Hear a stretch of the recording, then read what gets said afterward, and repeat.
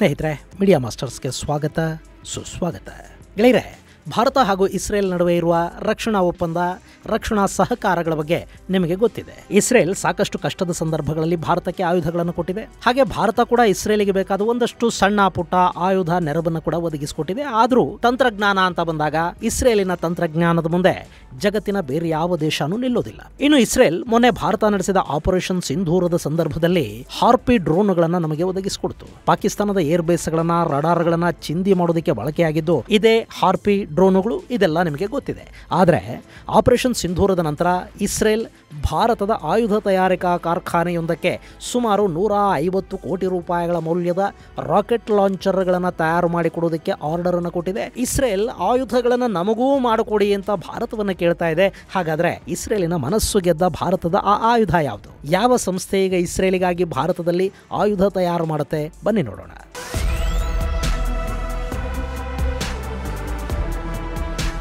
ಗೆಳೆಯರೆ, ಅದು ಕೃಷಿ ತಂತ್ರಜ್ಞಾನ ಇರಲಿ, ಆಯುಧ ತಂತ್ರಜ್ಞಾನ ಇರಲಿ, ಇಸ್ರೇಲಿನ ಮುಂದೆ ಜಗತ್ತಿನ ಅತಿ ದೊಡ್ಡ ದೇಶಗಳು ಕೂಡ ಡಲ್ ಹೊಡೆಯುತ್ತವೆ. ನಿಮಗೆ ಗೊತ್ತಿದೆ ಅಲ್ವಾ, ನಮ್ಮಲ್ಲಿ ಕೂಡ ಕೃಷಿ ತಂತ್ರಜ್ಞಾನದ ಬಗ್ಗೆ ಅಧ್ಯಯನ ಮಾಡೋದಕ್ಕೆ ಅಂತ ಸರ್ಕಾರಿ ಖರ್ಚಲ್ಲಿ ಒಂದಷ್ಟು ರಾಜಕಾರಣಿಗಳನ್ನ, ಅಧಿಕಾರಿಗಳನ್ನ ಇಸ್ರೇಲ್ ಪ್ರವಾಸಕ್ಕೆ ಕಳುಹಿಸಿಕೊಡುವುದು ಉಂಟು.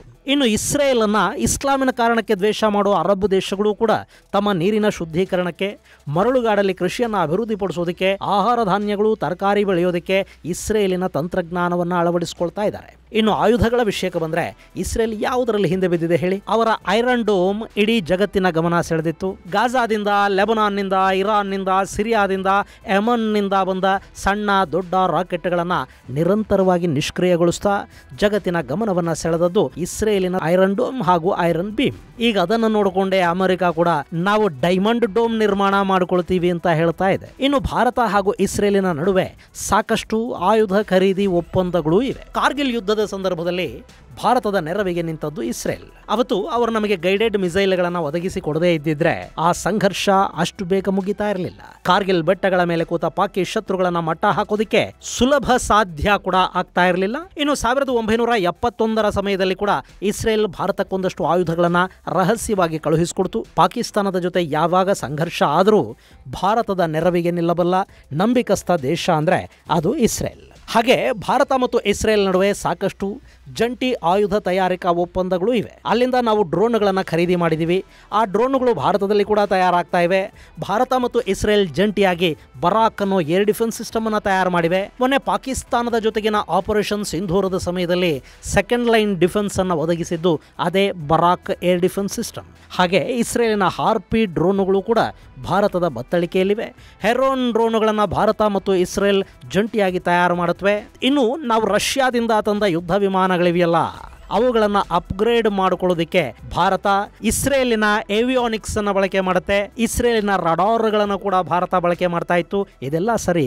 ಇಲ್ಲಿ ಏನೇ ಜಂಟಿಯಾಗಿ ತಯಾರು ಮಾಡ್ತೀವಿ ಅಂದ್ರೂ ಕೂಡ ಆ ತಂತ್ರಜ್ಞಾನ ಇಸ್ರೇಲ್ನದ್ದೇ. ಇಲ್ಲಿ ಭಾರತ ಇಸ್ರೇಲಿನ ಬಲಿಷ್ಠ ಮತ್ತು ನಂಬಿಕಸ್ಥ ಆಯುಧಗಳನ್ನು ಖರೀದಿ ಮಾಡುತ್ತೆ ಮತ್ತು ಲೈಸೆನ್ಸ್ ಆಧಾರದ ಮೇಲೆ ಕೆಲ ಆಯುಧಗಳನ್ನು ಭಾರತದಲ್ಲೇ ಜಂಟಿ ಉತ್ಪಾದನೆಯನ್ನು ಕೂಡ ಮಾಡಲಾಗುತ್ತೆ. ಇನ್ನು ಕೆಲ ಆಯುಧಗಳು ಮೇಕ್ ಇನ್ ಇಂಡಿಯಾ ಇನಿಷಿಯೇಟಿವ್ ಅಡಿಯಲ್ಲಿ ಕೂಡ ತಯಾರಾಗುತ್ತವೆ. ಆದರೆ ನಾವು ಬಯಸ್ತಾ ಇರೋದೇನು?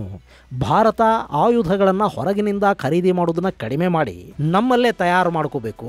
ಆಯುಧಗಳ ವಿಷಯದಲ್ಲಿ ಬೇರೆ ದೇಶಗಳ ಮೇಲೆ ಆಧಾರ ಪಡುವುದನ್ನ ಭಾರತ ಬಿಡಬೇಕು ಮತ್ತು ನಮ್ಮ ಆಯುಧಗಳೇ ಬೇರೆ ಬೇರೆ ದೇಶಗಳಿಗೆ ಮಾರಾಟ ಆಗಬೇಕು ಅಂತಲ್ವಾ? ಅದು ಕೂಡ ಈಗೀಗ ಸಾಧ್ಯವಾಗ್ತಾ ಇದೆ. ನಾವು ನಮ್ಮ ಬ್ರಹ್ಮೋಸ್ ಮಿಸೈಲ್ಗಳನ್ನು ಮಾರಾಟ ಮಾಡ್ತಾ ಇದ್ದೀವಿ. ಆಫ್ರಿಕಾದ ದೇಶಗಳಿಗೆ ಆರ್ಮರ್ಡ್ ವೆಹಿಕಲ್ಗಳು, ಯುದ್ಧ ಟ್ಯಾಂಕ್ಗಳು, ಶೆಲ್ಲುಗಳು, ಬುಲೆಟ್ ಪ್ರೂಫ್ ಜಾಕೆಟ್ಗಳು, ಹೆಲ್ಮೆಟ್ಗಳು, ಹೀಗೆ ಒಂದಷ್ಟು ಯುದ್ಧೋಪಕರಣಗಳನ್ನ, ಆಯುಧಗಳನ್ನ ಮಾರಾಟ ಮಾಡ್ತಾ ಇದ್ದೀವಿ. ಆರ್ಮೇನಿಯಾಗೆ ಪಿನಾಕ ಮತ್ತು ಆಕಾಶ್ ಏರ್ ಡಿಫೆನ್ಸ್ ಸಿಸ್ಟಮ್ಸ್ ಅನ್ನು ಕೊಟ್ಟಿದ್ದೀವಿ. ಸ್ವಾತಿ ರಡಾರ್ಗಳನ್ನು ಕೊಟ್ಟಿದ್ದೀವಿ. ಇಲ್ಲಿ ನಾವು ಆಯುಧಗಳನ್ನ ಮಾರಾಟ ಮಾಡ್ತಾ ಇರೋ ದೇಶಗಳಿವೆ ನೋಡಿ, ಇವು ತಂತ್ರಜ್ಞಾನದಲ್ಲಿ ಮತ್ತು ಆರ್ಥಿಕವಾಗಿ ಕೂಡ ನಮಗಿಂತ ಹಿಂದುಳಿದ ದೇಶಗಳು. ನಾವು ಅಮೆರಿಕಾಗೆ ರಫ್ತು ಮಾಡೋದು ಯುದ್ಧ ವಿಮಾನಗಳ ಬಿಡಿ ಭಾಗಗಳನ್ನ. ಅವ್ಯಾವು ಕೂಡ ತುಂಬಾ ತಾಂತ್ರಿಕ ಪ್ರಾಮುಖ್ಯತೆಯನ್ನು ಪಡ್ಕೊಂಡ ವಸ್ತುಗಳಲ್ಲ. ಇಲ್ಲಿ ನಮ್ಮ ಆಯುಧಗಳು ನಮಗಿಂತ ಮುಂದುವರೆದ ದೇಶಗಳಿಗೆ ರಫ್ತಾಗುವವರೆಗೆ ಅವುಗಳಿಗೆ ಬೇಡಿಕೆ ಹೆಚ್ಚಾಗೋದಿಲ್ಲ, ಅವುಗಳ ವ್ಯಾಪಾರ ಹೆಚ್ಚಾಗೋದಿಲ್ಲ, ನಮ್ಮ ಆಯುಧಗಳ ಬಗ್ಗೆ ನಂಬಿಕೆ, ವಿಶ್ವಾಸ ಕೂಡ ಬೆಳೆಯೋದಿಲ್ಲ. ಸೊ ಆ ನಿಟ್ಟಲ್ಲೊಂದು ದೊಡ್ಡ ಬೆಳವಣಿಗೆ ಈಗಾಗಿದೆ. ಇಸ್ರೇಲ್ ಭಾರತಕ್ಕಿಂತಲೂ ತಾಂತ್ರಿಕವಾಗಿ ಸಾಕಷ್ಟು ಅಭಿವೃದ್ಧಿ ಸಾಧಿಸಿರುವ ಮತ್ತು ಭಾರತಕ್ಕೆ ಆಯುಧಗಳನ್ನು ಮಾರಾಟ ಮಾಡುವ, ಚೈನಾಗೆ ಕೂಡ ಆಯುಧಗಳನ್ನು ಮಾರಾಟ ಮಾಡ್ತಾ ಇದ್ದ ದೇಶ ಇಂಥ ಇಸ್ರೇಲ್ ಈಗ ಭಾರತದಿಂದ ರಾಕೆಟ್ ಲಾಂಚರ್ಗಳನ್ನು ಖರೀದಿ ಮಾಡೋದಕ್ಕೆ ಹೋಗ್ತಾ ಇದೆ. ನಮಗೆ ಯೂನಿವರ್ಸಲ್ ರಾಕೆಟ್ ಲಾಂಚರ್ಗಳನ್ನು ಮಾಡಿಕೊಡಿ ಅಂತ ಭಾರತದ NIBE defence and aerospace limited ಅನ್ನೋ ಸಂಸ್ಥೆಗೆ ಇಸ್ರೇಲ್ ಬೇಡಿಕೆಯನ್ನು ಸಲ್ಲಿಸಿದೆ.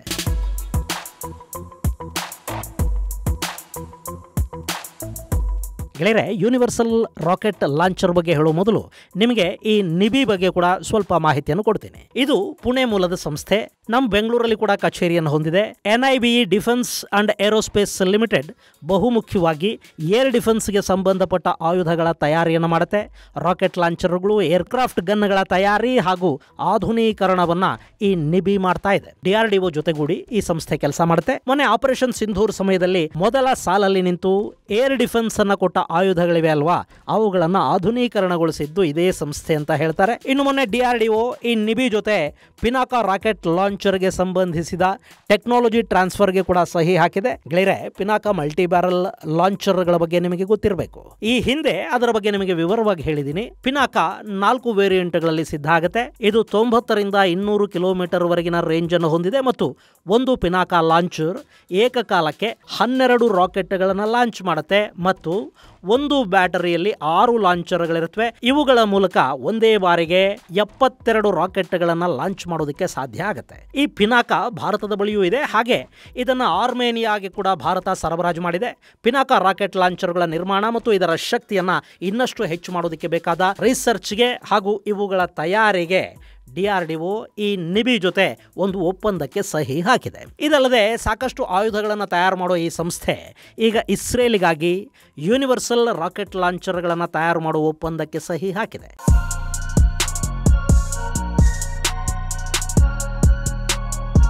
ಗೆಳೆಯರೆ, ಯೂನಿವರ್ಸಲ್ ರಾಕೆಟ್ ಲಾಂಚರ್ ಅನ್ನೋದು ಕಟಿಂಗ್ ಎಡ್ಜ್ ಟೆಕ್ನಾಲಜಿ.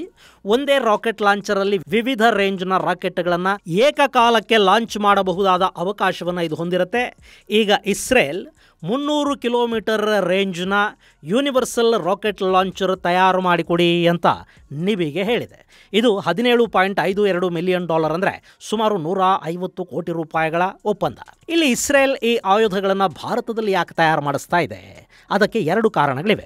ಒಂದು, ಮೊನ್ನೆ ಆಪರೇಷನ್ ಸಿಂಧೂರ್ ಭಾರತದ ತಾಂತ್ರಿಕ ಶಕ್ತಿಯನ್ನು ಅನಾವರಣಗೊಳಿಸಿದೆ. ರಾಕೆಟ್ ಲಾಂಚರ್ಗಳು ಹಾಗೂ ಏರ್ ಡಿಫೆನ್ಸಲ್ಲಿ ಈಗ ಭಾರತ ಮಾಸ್ಟರ್ ಥರ ನಾನಾ ದೇಶಗಳಿಗೆ ಕಾಣಿಸ್ತಾ ಇದೆ. ಅಫ್ಕೋರ್ಸ್ 2 ವರ್ಷಗಳ ಹಿಂದೆ ಇಸ್ರೇಲಿನ ಐರನ್ ಡೋಮ್ನ ಶಕ್ತಿ ನೋಡಿ ಜಗತ್ತು ಮೂಗಿನ ಮೇಲೆ ಬೆರಳಿಟ್ಕೊಂಡಿತ್ತು.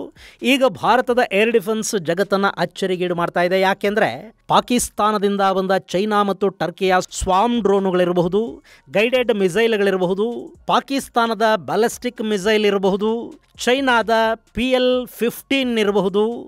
ಯಾವುದೇ ಮಿಸೈಲು ಡ್ರೋನನ್ನು ಗುರಿ ಮುಟ್ಟೋದಕ್ಕೆ ಬಿಡದೆ ಗಡಿಯಲ್ಲೇ ಹೊಡೆದು ಕೆಡವಿದ ಭಾರತದ ಏರ್ ಡಿಫೆನ್ಸ್ ನಿಜಕ್ಕೂ ಜಗತ್ತಿಗೆ ಅಚ್ಚರಿಯನ್ನುಂಟು ಮಾಡ್ತಾ ಇದೆ. ಹೀಗಾಗಿ ಭಾರತೀಯ ಆಯುಧಗಳಿಗೆ ಬೇಡಿಕೆ ಅನ್ನೋದು ಸಹಜವಾಗಿ ಇನ್ನು ಮುಂದೆ ಹೆಚ್ಚಾಗುತ್ತೆ. ಅಂಥ ಬೇಡಿಕೆ ಇಸ್ರೇಲ್ನಿಂದ ಈಗ ಶುರುವಾಗ್ತಾ ಇದೆ. ಇನ್ನು 2ನೇಯದ್ದು ಬೆಲೆ. ಇದೇ ಯೂನಿವರ್ಸಲ್ ರಾಕೆಟ್ ಲಾಂಚರನ್ನು ಇಸ್ರೇಲ್ನಲ್ಲಿ ತಯಾರು ಮಾಡಿದ್ರು ಅಥವಾ ಯಾವುದೇ ಮುಂದುವರಿದ ದೇಶ ಅಂತ ಕರೆಸಿಕೊಳ್ಳಲ್ಪಡುವ ಪಶ್ಚಿಮದ ದೇಶಗಳಲ್ಲಿ ತಯಾರು ಮಾಡಿದ್ರು ಅದರ ಬೆಲೆ ಭಾರತದ ಜೊತೆ ಸರಿಗಟ್ಟೋದಕ್ಕೆ ಸಾಧ್ಯ ಆಗೋದಿಲ್ಲ. ಅಂದರೆ ಭಾರತದಲ್ಲಿ ಮ್ಯಾನುಫ್ಯಾಕ್ಚರಿಂಗ್ ಕಾಸ್ಟು ಬೇರೆ ದೇಶಗಳಿಗಿಂತ ತುಂಬಾ ಕಡಿಮೆ ಆಗುತ್ತೆ. ಯಾವಾಗಲೂ ಆಯುಧಗಳು ಕಡಿಮೆ ಬೆಲೆಗೆ ಸಿಗಬೇಕು ಮತ್ತು ಹೆಚ್ಚು ಕಾರ್ಯಕ್ಷಮತೆಯನ್ನು ಹೊಂದಿರಬೇಕು. ಸೊ ಆ ನಿಟ್ಟಲ್ಲಿ ಭಾರತದಲ್ಲಿ ಯೂನಿವರ್ಸಲ್ ರಾಕೆಟ್ ಲಾಂಚರ್ಗಳನ್ನು ತಯಾರು ಮಾಡಿಸೋದು ಇಸ್ರೇಲ್ಗೆ ಲಾಭದಾಯಕ ಅನ್ನಿಸ್ಕೊಳ್ಳುತ್ತೆ. ಇನ್ನು ಮೇಕ್ ಇನ್ ಇಂಡಿಯಾ ಮತ್ತು ಆತ್ಮನಿರ್ಭರತೆಯ ಪ್ರಯತ್ನದ ಯಶಸ್ಸಿದು ಅಂತ ನಿಬಿ ಹೇಳಿಕೊಂಡಿದೆ. ಈಗ ಇಸ್ರೇಲ್ ಮಾಡಿಕೊಂಡಿರುವ ಒಪ್ಪಂದದ ಪ್ರಕಾರ 2027ರ ಒಳಗೆ ನಿಬಿ ಈ ಯೂನಿವರ್ಸಲ್ ರಾಕೆಟ್ ಲಾಂಚರ್ಗಳನ್ನು ಇಸ್ರೇಲಿಗೆ ಒದಗಿಸಿಕೊಡಬೇಕಿದೆ.